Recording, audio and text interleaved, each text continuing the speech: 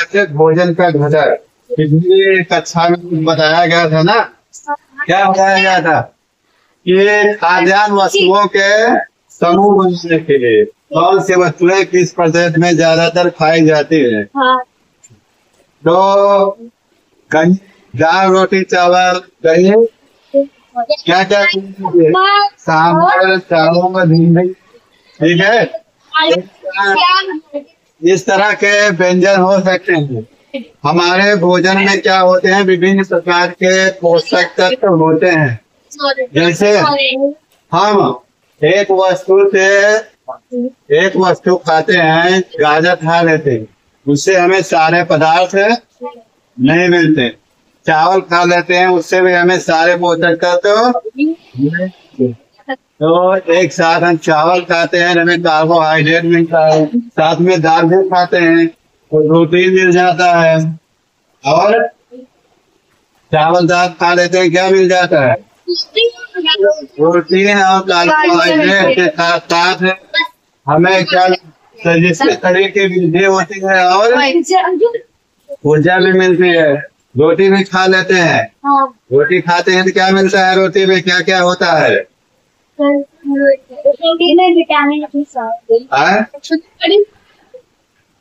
रोटी में कार्बोहाइड्रेट और क्या क्या मिलता है, और विटामिन भी मिलता है, विटामिन बी भी मिलता है। तो एक साथ हम अगर खाते हैं एक से अधिक वस्तुएं खाना चाहिए। हमें एक वस्तु से सिर्फ एक वस्तु खाने से हमारे शरीर में पोषण आवश्यकताओं की पूर्ति नहीं होती है।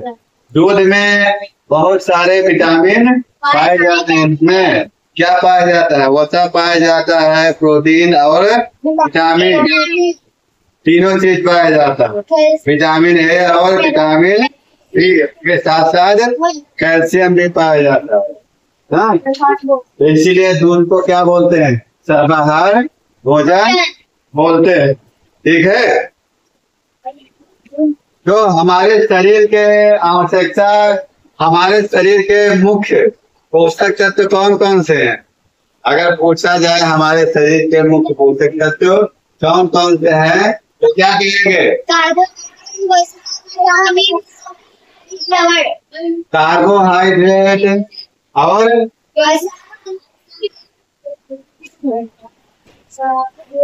कार्बोहाइड्रेट,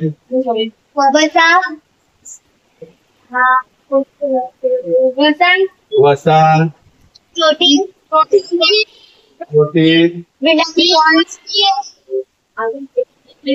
और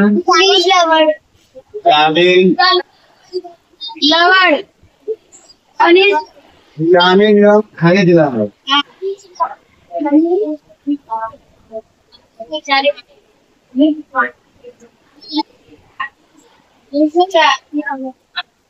लवण के साथ साथ क्या होना चाहिए, जल एवं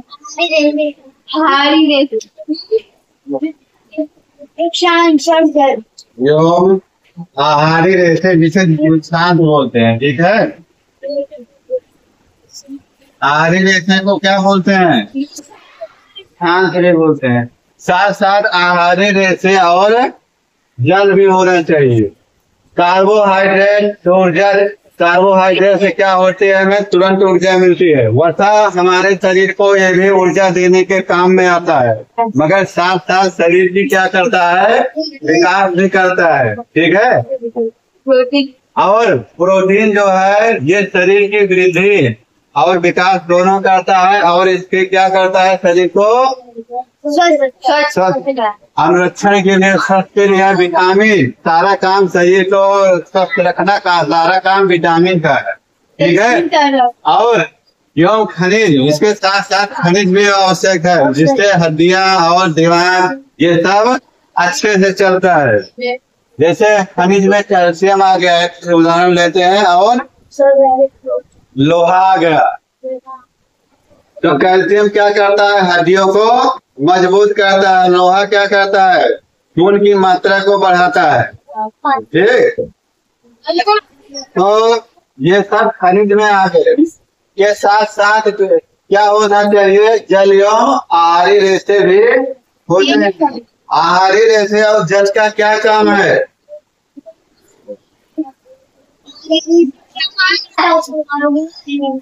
आहारी रेशे और जल शरीर में जो वेस्ट पदार्थ हैं जल के साथ बाहर आ जाते हैं और आहारी रेशे के भी साथ क्या होते हैं, बाहर आ जाते हैं। ये भोजन में मौजूद रहता है और ये क्या वेस्ट पदार्थ के रूप में निकाल दिया जाता है। ठीक है। तो विभिन्न भोजन में कौन से पोषक तत्व उपस्थित होते हैं ये तो जान ही चुके हो। जैसे कार्बोहाइड्रेट के कुछ स्रोत हम मान लें, इसमें किसमें मिलता है, शकरकंदी, आलू, गन्ना, पपीता, तरबूज, आम, मक्का, चावल, बाजरा, इसमें कार्बोहाइड्रेट मिलता है।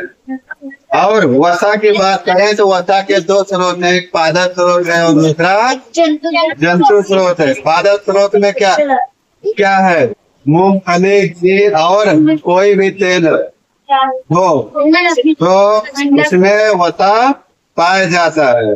इसके साथ साथ मांस, मछली, अंडे, दूध, दही, इनमें भी वसा पाया जाता है। और प्रोटीन की अगर स्रोत की बात करें, प्रोटीन किसमें पाया जाता है, चना, मूंग, उड़द दाल, राजमा, सोयाबीन, इन सब में क्या पाया जाता है, प्रोटीन पाया जाता है। ये प्रोटीन का पादप स्रोत हुआ है। प्रोटीन का जंतु स्रोत की बात किया जाए तो मांस, मछली, पनीर, अंडा, इन सब में क्या पाया जाता है, दूध। हाँ, इन सब में क्या, पनीर, इस सब में क्या पाया जाता है, प्रोटीन। अगर विटामिन ए भी आवश्यक है साथ में। विटामिन ए से क्या होता है, हमारी आंखों की रोशनी मजबूत होता है। ये हमारी आंखों के लिए लाभदायक, ठीक है। त्वचा के लिए भी लाभदायक है। त्वचा में क्या करता है, उसमें त्वचा और आंखों के लिए आवश्यक है। त्वचा को भी अच्छा करता है और आंखों को भी, ठीक है। त्वचा जानते हो क्या होता है, हाँ, ये स्किन त्वचा होती है, ठीक है। और विटामिन बी क्या करता है, बी विटामिन के प्रकार पाए जाते हैं ना, ठीक है। विटामिन बी एक ही नहीं होता है, विटामिन के काफी प्रकार, 1 से लेकर विटामिन B1, 2, 3, 4, 5, 6 से लेकर 6, उसके बाद 12, इतने प्रकार के विटामिन पाए जाते हैं, ठीक है। ये सब विटामिन बी के प्रकार होते हैं। जिसमें विटामिन बी की कमी से बेरी बेरी नामक रोग हो जाता है, B1 की कमी से, ठीक है। सारे विटामिन के प्रकार नहीं बताएंगे। अगर विटामिन बी की बात करें, गेहूं, चावल और मछली का मांस, ठीक है। किसका मांस, मछली का। विटामिन सी के कुछ स्रोत की बात की जाए तो विटामिन सी से कौन से रोग हो जाता है, मशरूम, खून आना, हमारे रोग प्रतिरोधक क्षमता कम हो जाए। तो हम अगर टमाटर खाते हैं, संतरा, अमरूद, नींबू, आंवला, ठीक है, इन सबको खाते हैं तो विटामिन सी के ये स्रोत है, ठीक। और विटामिन डी के स्रोत क्या है, विटामिन डी क्या करता है,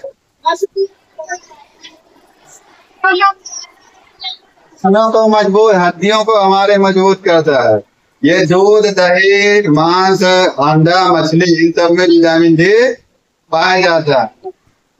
इसके अलावा कुछ खनिज के स्रोत हैं और लवण के स्रोत हैं, जिसमें आयोडीन, ये नमक में आता है, लवण में, ठीक है। इसमें जरूरी नहीं आयोडीन का प्रयोग है सिर्फ नमक से ही तुम्हारे घर में जो आता है उसी से मिलेगा।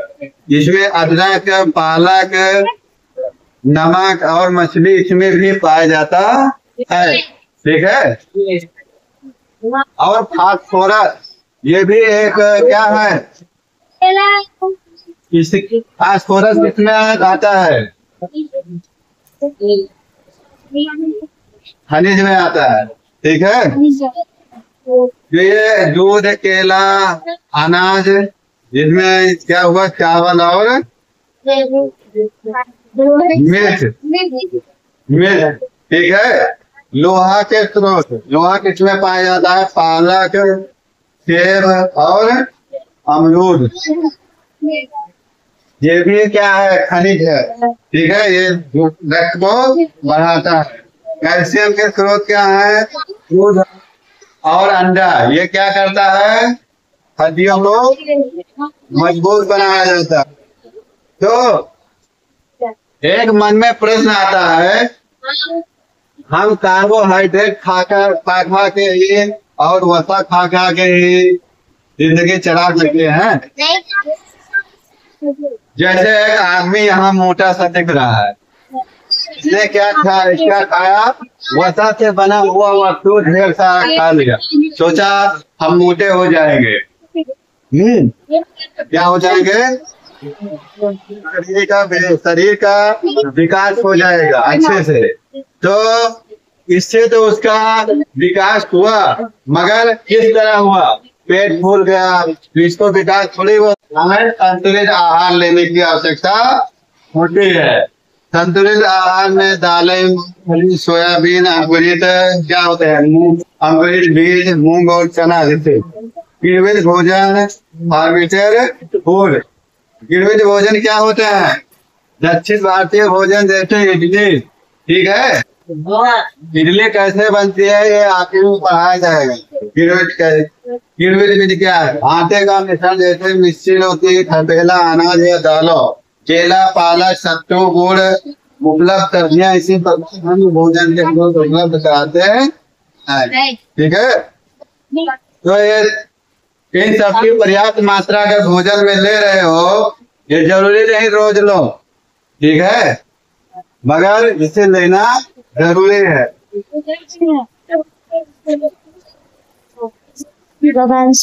अगर तुम सोचते हो कि हम क्या करें, ज्यादातर एक ही वस्तु, ज्यादा प्रोटीन ज्यादा खाएं और वसा ज्यादा खाएं, जो एक वसा का उदाहरण दिया गया है। अगर वसा हम भोजन ज्यादा खाते हैं, सोचो हमारा शरीर का हो जाएगा, तो हो जाएगा, मगर क्या हो जाएगा, बूझों ने सोचा कि अगर वसा युक्त खाना ही सर्वोत्तम भोजन है, तो एक कटोरी कार्बोहाइड्रेट की अपेक्षा क्या होता है, वसा युक्त भोजन अधिक ऊर्जा देगा ना। तो उसने क्या खाया, समोसा, पूरी, मलाई, रबड़ी, पेड़ा, इसे क्या खाया, तो ढेर सारा खा गया। तो उसने सोचा हमारा शरीर जल्दी बढ़ जाएगा, बढ़ तो गया, मगर क्या हुआ, फूल गया उसका शरीर। उससे क्या हो गया, मोटापे का शिकार हो गया ना। तो इसे विकास नहीं कहते हैं। जैसे मोटापा हो जाए तो इसे भी विकास। तो हर पोषक तत्व पर्याप्त मात्रा में दे, जिससे शरीर अच्छे से तंदुरुस्त और सुस्त रहे, तो उसे भी विकास कहते हैं। उसके बाद है अभावजन्य रोग। ठीक है। और इन सबके अगर भोजन में पर्याप्त मात्रा नहीं ले रहे हो, कौन कौन से,